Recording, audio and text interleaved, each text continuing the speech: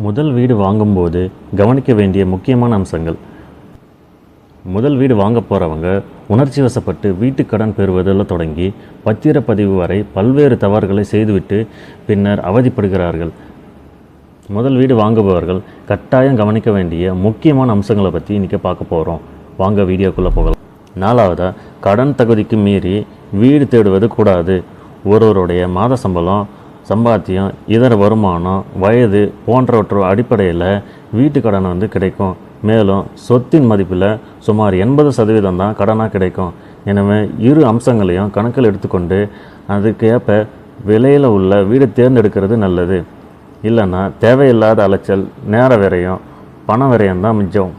முதல் முறையாக வீட்டு கடன் வாங்குறவங்க பலரும் வங்கி அல்லது வீட்டு வசதி நிறுவனம் மூலமாக எவ்வளவு தொகையை கடனாக கேட்டாலும் தருவாங்க என்று நம்புகிறாங்க.